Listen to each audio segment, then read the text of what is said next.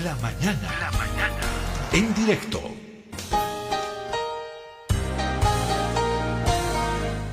Vamos a ir a este contacto desde Estocolmo, Suecia.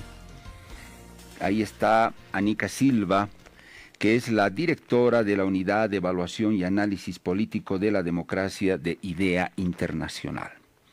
Esta institución que ya por un cuarto de siglo viene apoyando todo lo que es el desarrollo, la maduración, el fortalecimiento de la democracia en distintos países a través del apoyo a las instituciones que hacen a la democracia, capacitando a los actores políticos, generando conciencia sobre convivencia democrática, práctica democrática. IDEA Internacional está de cumpleaños, de celebración, con una serie de actividades, un seminario, por ejemplo, seminarios internacionales muy interesantes. Y nosotros hemos aprovechado para contactarnos con Annika Silva, que es la directora, reitero, de la Unidad de Evaluación y Análisis Político de la Democracia de IDEA Internacional, porque también se ha presentado un informe respecto de la situación de la democracia en muchos países del mundo y por supuesto a nosotros nos interesa la parte que tiene que ver con América Latina. Annika se ha encargado de dirigir este trabajo y por eso hemos querido hablar con ella. La democracia, qué importante, qué apasionante en su debate, en su discusión, en su regeneración, en su reinvención y en muchas otras cosas. Annika, ¿cómo está? Un gusto saludarla desde La Paz, Bolivia. Usted está en Estocolmo. Le agradezco por su tiempo y por haber atendido la llamada de Herbol y de nuestro programa La Mañana en Directo. Muy buenos días. Gracias a ustedes por invitarme. Es un honor poder contribuir a esta discusión. Annika, nos interesa mucho el tema de la democracia y usted se imaginará seguramente por razones muy obvias acá en Bolivia. La democracia, una democracia saludable, no saludable, en fin, son muchas cosas que se pueden hablar en el caso de Bolivia y por supuesto Latinoamérica. Annika, yo quisiera comenzar con esta pregunta, también trasladándole un poco la responsabilidad al ciudadano, porque casi es habitual la crítica al político, ¿no? Siempre la crítica al político. Él tiene la culpa de todo. Annika, una democracia que se precie de saludable en cualquier país, ¿qué tipo de ciudadano tiene la democracia saludable? ¿Hay un prototipo, un perfil que conjugue esas dos cosas? Democracia saludable y por ende un determinado tipo muy claro de ciudadano o de ciudadanía, Annika. La verdad es que esa pregunta nunca me la han hecho. Me han preguntado mucho sobre cómo se ve una democracia saludable desde el punto de vista de las instituciones democráticas, ¿no? Y de los procesos, pero no desde la ciudadanía, cómo debe ser un ciudadano dentro de una democracia. Pero es una pregunta interesante. En efecto, los ciudadanos son realmente lo central en una democracia, porque la idea de la democracia es justamente que los ciudadanos a través de sus representantes, eso en la democracia representativa, puedan influir en la toma de decisiones, ¿no? Entonces los ciudadanos realmente forman la base fundamental de lo que significa ser un sistema democrático. ¿Cuál es la responsabilidad de los ciudadanos en un sistema democrático? No hay un ciudadano o una ciudadana. En una democracia hay una diversidad de ciudadanos y ciudadanas y de gente que contribuye a la diversidad de la sociedad. Pero sí creo que hay una responsabilidad también como ciudadano, una responsabilidad de hacer... dar a conocer sus opiniones, de ir a votar, eso también es una responsabilidad muy importante en un sistema democrático, de tomar esa responsabilidad en serio y a través del voto en elecciones a nivel nacional, también en elecciones a nivel subnacional, también de participar en la vida ciudadana, no solo a través de los procesos formales políticos, pero también a través de la sociedad civil.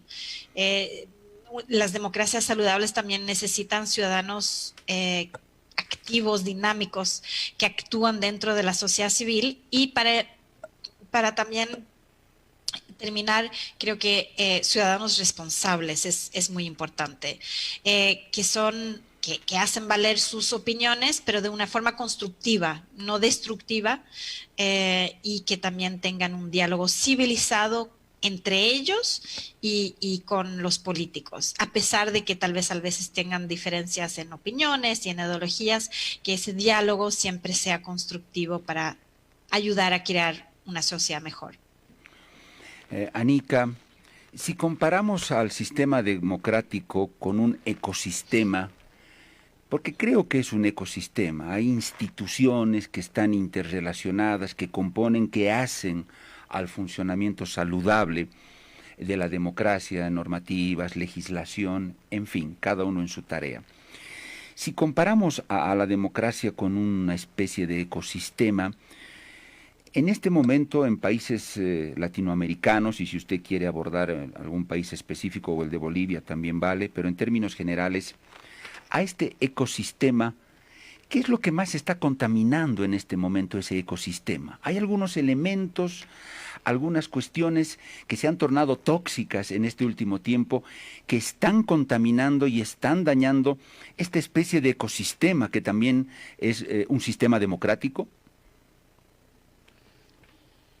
Sí, hay varios factores que pueden, como usted dice, negativamente afectar el ecosistema democrático.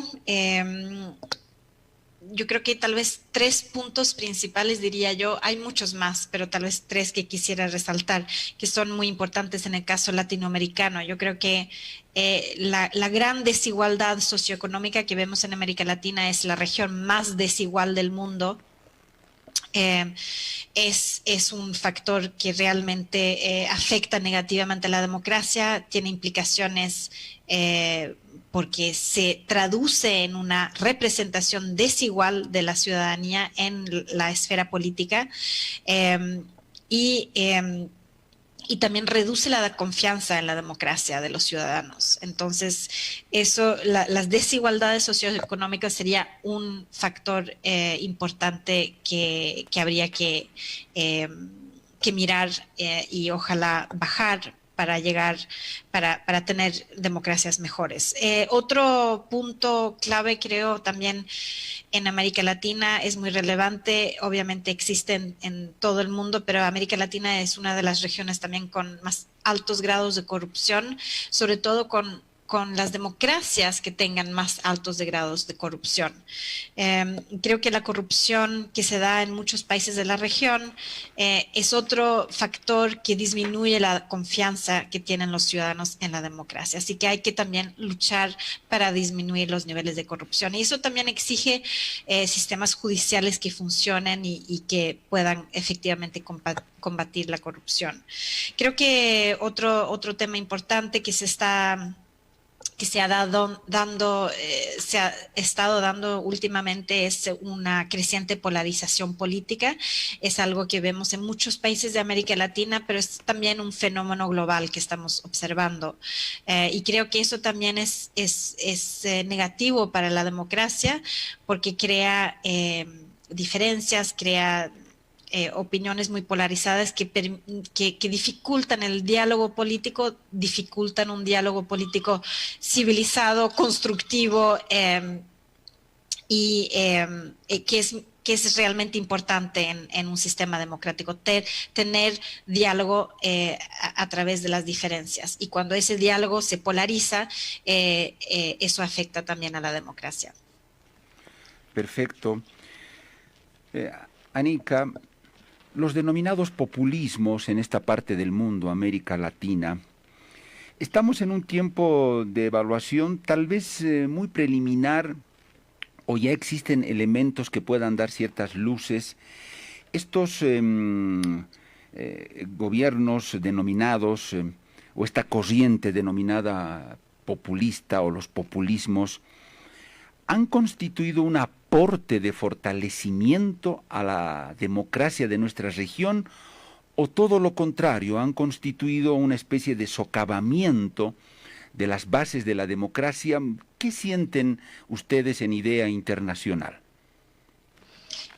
Es una muy buena pregunta y yo creo que el aumento de partidos y de líderes políticos con tendencias populistas es un fenómeno también global que hemos observado en todas las regiones del mundo, inclusive en América Latina en los últimos 10 años. Yo creo que el aumento del populismo es dañino para la democracia por un lado, pero también puede llegar a ser... puede llegar a dar algunos aportes importantes a la democracia. Entonces voy a explicar lo que quiero decir. Nosotros hemos analizado el efecto del populismo en la calidad democrática. Entonces, lo que nosotros vemos, y nosotros analizamos 163 países del mundo, tenemos una base de datos importante, y hemos mirado indicadores de calidad democrática. Y lo que nos dicen esos índices estadísticamente es que los países que han tenido gobiernos populistas al poder como gobiernos han disminuido la calidad de sus democracias. Vemos una disminución en todos los aspectos claves de la democracia, respeto a las libertades civiles, los controles de gobierno se han disminuido en general durante los gobiernos populistas, la democracia local ha sido afectada. Y el aspecto de gobierno representativo también ha sido afectado. También vemos afectada también la integridad de los medios durante gobiernos populistas. Así que lo que nosotros vemos es que estadísticamente el populismo disminuye la calidad de la democracia. Pero también creo que hay un aporte del populismo que es importante porque muchas veces partidos populistas han levantado a la agenda pública temas y problemáticas que tal vez no se estaban hablando o no se estaban dando suficiente atención. Y en ese sentido también el populismo ha aportado algo a la agenda pública y a las democracias. Pero yo creo que si balanceamos lo positivo con lo negativo, el populismo afecta negativamente la calidad de la democracia. Ahora, creo que también es importante no hablar de un populismo, hay muchos populismos y hay populismos muy diferentes, de ideologías más de derecha, de ideologías más de izquierda, y hay populismos que tienen un toque más étnico-religioso, como vemos en muchos países en Asia, y también tenemos populismos autoritarios. Así que creo que es importante diferenciar también entre diferentes tipos de populismo. Anika, si nos vamos al frente de lo que es el populismo, o en todo caso a partir de lo que usted ha señalado, el populismo en un sentido de práctica que ya lo hemos visto, de socavar ciertos derechos, libertades conquistadas, limitar, poca tolerancia a la crítica, a la fiscalización. Entonces, esto me lleva a un escenario, Anika, muy lindo de la democracia, el límite al poder. Si hay una antítesis de lo que es la dictadura militar y el autoritarismo, es la democracia. Hay gente que murió y que luchó por eso, por liberarse de un dictador que tenga la ley en su mano y que la ley esté representada en él, encarnada en él y en su gobierno. Y ese límite al poder es lo que le ha dado tanta riqueza a la democracia, ponerle límite al gobernante, al todopoderoso. Entonces, ahí veo como que todavía no terminamos de comprender en muchos de nuestros países esa idea de límite al poder, que yo no puedo hacer lo que me dé la gana cuando llegue a un gobierno. Yo no puedo cambiar las leyes como yo quiera o en beneficio de un determinado grupo, porque estoy en el poder. Yo noto que al populismo eso le incomoda muchísimo, el límite, el que alguien le diga, esto no lo puedes hacer ya, porque la sociedad lo ha determinado de esta manera y no puedes pasar ese límite. Y el límite en la democracia, Anika, son instituciones. Asamblea Legislativa, Procuraduría, Contraloría, en fin, la justicia. Yo veo mucho debilitamiento en las barreras que implican un sano límite al poder en nuestras democracias. No sé cómo lo ven ustedes. Efectivamente, los controles del gobierno son muy importantes en una democracia. Para nosotros, en nuestro análisis de la democracia, los controles sobre el gobierno y sobre el poder ejecutivo es una dimensión clave para asegurar democracias saludables. Y ahí nosotros miramos, hay varias instituciones que pueden controlar el poder ejecutivo, por una parte que hayan parlamentos libremente elegidos a través de elecciones limpias y libres que pueden monitorear el poder ejecutivo. También es importante un sistema judicial independiente que es imparcial y que es independiente del poder ejecutivo, pero también es muy importante que hayan controles más informales, por ejemplo, medios críticos, una prensa y unos medios críticos que permiten un debate amplio en la sociedad y que permiten también un escrutinio del poder ejecutivo y de otros poderes del Estado.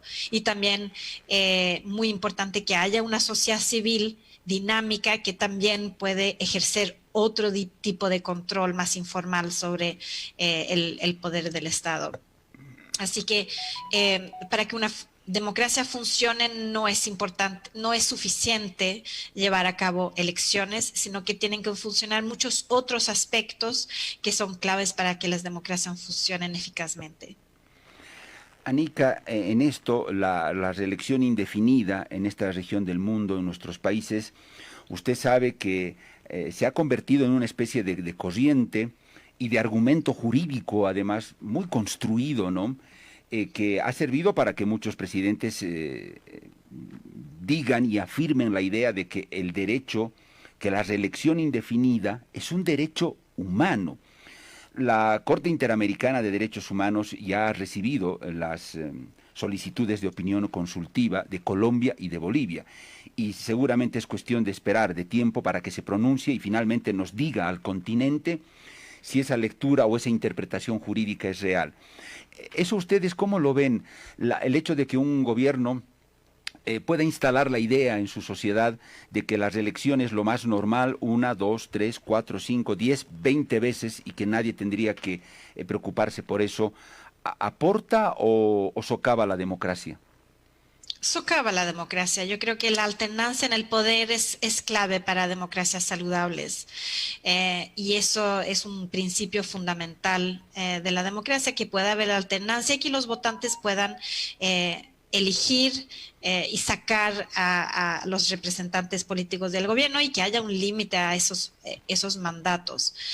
Usar las reglas del juego y las instituciones democráticas para pasar leyes que permitan mantenerse en el poder es algo complejo, ¿no? Porque se usan reglas y se usan leyes y se usan instituciones para implementar y para permitir una práctica que va en contra de un principio fundamental de la democracia, que es la alternancia en el poder, y justamente por eso hay elecciones, y en todos los países democráticos el límite al mandato es un eje fundamental. Pero en América Latina lo hemos visto, y también en otros países del mundo. De hecho, hay 22 países en el mundo donde se ha eliminado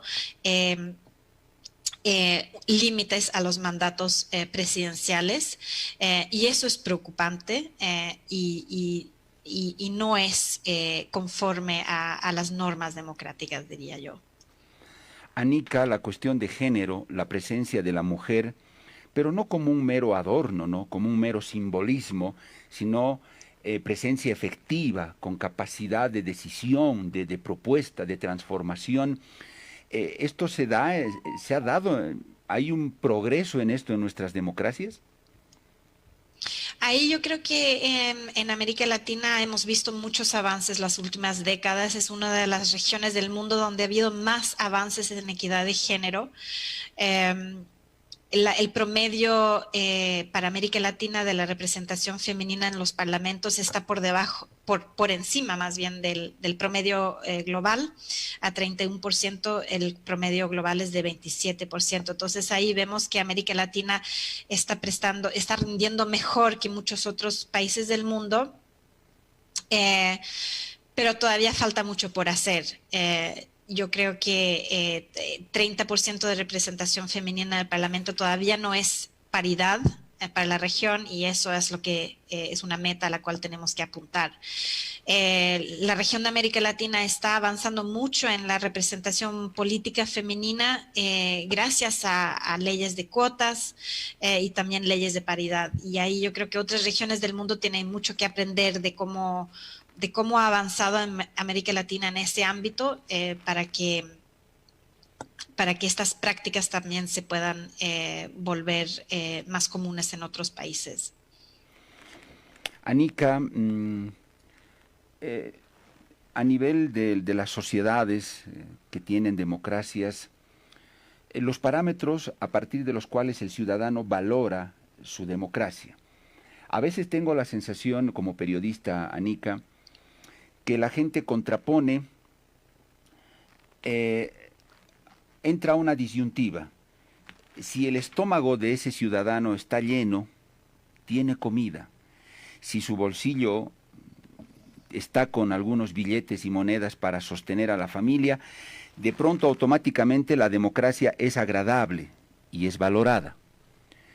Y en la medida en que el ciudadano no tiene el estómago lleno, no tiene alimento, no tiene trabajo, no tiene dinero, de pronto comienza una especie de desprecio o de renegar por la democracia. De pronto el ciudadano ahí poco le importan ciertos valores dentro de la democracia y principios como las libertades y todo lo demás, y finalmente él termina razonando en la línea de que ¿de qué me sirve la democracia y todas las libertades que pueda tener si no como, si no tengo empleo y si no tengo una buena calidad de vida? Esas contraposiciones, ¿cómo las analiza Anika? No creo que hay que contraponer la democracia con bienestar. Yo creo que los dos van de la par.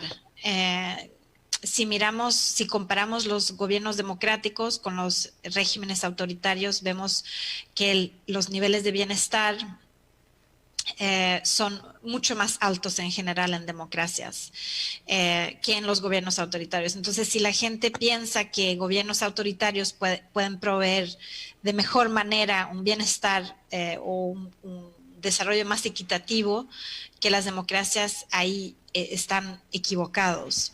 Creo que sí que hay que reconocer que no todas las democracias logran garantizar un bienestar básico para sus ciudadanos, y eso lo vemos mucho en América Latina, y eso crea una frustración con la democracia, crea descontento cívico, porque la gente se siente defraudada por las democracias. Y sí que creo que para las democracias de la región es muy importante tomar estas demandas en serio y luchar para lograr mejores condiciones para todos los ciudadanos, gobernar para todos, ¿no? Creo que también es muy importante el aspecto, los canales de diálogo y de influencia que dan las democracias, porque ahí los ciudadanos pueden escoger quienes llegan al poder, y también pueden influenciar las políticas públicas a través del voto y a través de la elección de representantes políticos, y por lo tanto ellos pueden a través del canal político y de la representación política escoger políticos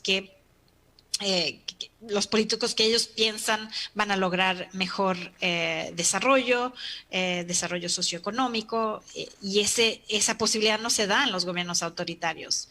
Y yo creo que el ejemplo más obvio de la región es Venezuela, ¿no? En Venezuela no tenemos democracia y el gobierno muy claramente no está en una situación de poder asegurar bienestar a la población. Entonces, lo que sí que hay que hacer es mejorar las democracias, pero no escoger los regímenes autoritarios esperando que ellos puedan mejor solucionar los problemas que tenemos, porque no lo van a lograr. Parece un reto, Anika, para los políticos y gobernantes, que en la medida que el Estado no tenga la capacidad de satisfacer también las necesidades no solo de valores y de libertad de una sociedad, sino también las necesidades materiales, de pronto puede debilitarse la democracia. Perdón, ¿puede repetir la pregunta? Le decía que esto parece un reto, ¿no?, para políticos y gobernantes, que en la medida que los estados no tengan la capacidad de satisfacer las necesidades materiales también de una sociedad, puede debilitarse la democracia. Sí, yo creo que justamente cuando estamos en medio de esta pandemia es un riesgo muy grande. Ya veíamos un debilitamiento de las democracias en la región. Antes que se desató la pandemia ya había mucho descontento cívico, vimos una ola masiva de protestas en varios países de la región a finales del 2019. Y la situación socioeconómica se ha empeorado durante la pandemia con todas las restricciones que se han dado y con la recesión global que el mundo está viviendo. Los niveles de pobreza y los niveles de desigualdad van a ir aumentando muy fuertemente durante esta pandemia y a causa de esta pandemia. Así que el riesgo es que las democracias de la región, todos los países de la región, no solo las democracias, todos los países de la región se vean enfrentando con unos grandes retos y con una demanda aún más fuerte de parte de la población para que se respondan a sus demandas. Así que una gran responsabilidad para los gobiernos actuales de enfrentar estos retos de una manera constructiva. Anica, la penúltima consulta, y le agradezco mucho su tiempo. Bolivia, la salud de la democracia en Bolivia, desde la mirada de ustedes, de Idea Internacional y el informe que han presentado, ¿cómo la ven a nuestra democracia? Saludable en algunas cosas, preocupante en otras. ¿En qué fase, en qué momento estaremos? Bueno, lo que nosotros vemos en nuestros índices es que antes del 2019 Bolivia clasificaba como una democracia de rango medio. Si miramos todos los aspectos de la democracia boliviana, muchos de los indicadores están en el rango medio en comparación con otros países del mundo. A partir de las elecciones del final del año pasado en Bolivia, Bolivia pasa de ser un régimen democrático a lo que definimos como un régimen híbrido. Y para calificar como una democracia, el criterio mínimo es que hayan elecciones limpias y multipartidarias. Pero si miramos los indicadores específicos de la democracia boliviana, vemos que hay algunos aspectos donde la democracia boliviana sobresale en comparación con otros países del mundo. Vemos en Bolivia grados de democracia local muy por encima del promedio global. Y también vemos niveles de democracia participativa, de instrumentos de democracia directa muy por encima del promedio global. De hecho, Bolivia está en uno de los mejores países del mundo, del 25% de los países del mundo con más altos niveles de democracia local y de democracia directa. Pero también hay un aspecto en particular donde vemos una gran debilidad de la democracia boliviana y es en independencia judicial. Ahí la independencia judicial en Bolivia ha caído muy fuertemente en los últimos años y de hecho en 2019 nuestros índices muestran que la independencia judicial en Bolivia está dentro de los más bajos del mundo. Anica, cuando me llama la atención, cuando usted decía que a partir de las elecciones tan polémicas del año pasado, Bolivia entra a una especie de régimen híbrido, de un Estado democrático, a que este híbrido, ¿quiénes lo componen? ¿Mezclados en qué estamos? Justamente es el criterio mínimo para definir una democracia es que se lleven a cabo, que los gobiernos se elijan a través de elecciones limpias y libres. Y eso es algo que no ocurrió en el caso de Bolivia y por lo tanto ya no puede clasificar como democracia. Pero como también vemos que Bolivia tiene otros aspectos que el electoral, donde está rindiendo bastante bien o no tan mal, por ejemplo, en democracia local o en democracia directa. Y también en ciertos otros aspectos donde tal vez no está dentro de los mejores del mundo, pero está en rango mediano, por ejemplo, en participación de la sociedad civil, en libertad de los partidos políticos. Entonces, por eso Bolivia clasifica como híbrido, porque no todos los aspectos son débiles. Tiene algunos aspectos más fuertes en su democracia y también otros aspectos más débiles. Pero si ya no es democracia o tan democracia, ¿qué sería? ¿Qué denominativo podríamos utilizar?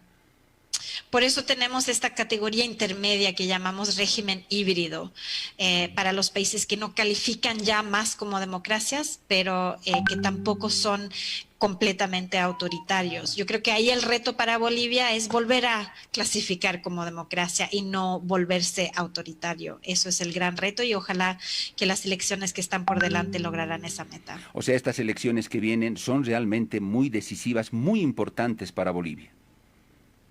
Es un momento histórico para Bolivia y espero que todos los bolivianos toman esta responsabilidad como ciudadanos, lo que hablé al inicio, de ir a votar para sus representantes. Anica, fue agradable conversar con usted sobre una temática tan apasionante, tan profunda como es la democracia. Valoro el tiempo que nos ha dado, sus respuestas, y cuando necesitemos seguir conversando sobre democracia, ojalá podamos tenerla nuevamente en nuestro programa. Ha sido un gusto y le envío un saludo hasta Estocolmo, hasta Suecia. Saludos. Adiós. Anica Silva, la directora de la Unidad de Evaluación y Análisis Político de la Democracia, de este organismo internacional, que es IDEA Internacional, valga la redundancia, que en estos últimos días ha presentado un informe sobre la situación de la democracia en países del mundo y también en los países de América Latina y, por supuesto, en Bolivia. Ustedes han escuchado todo lo que ha respondido Anica.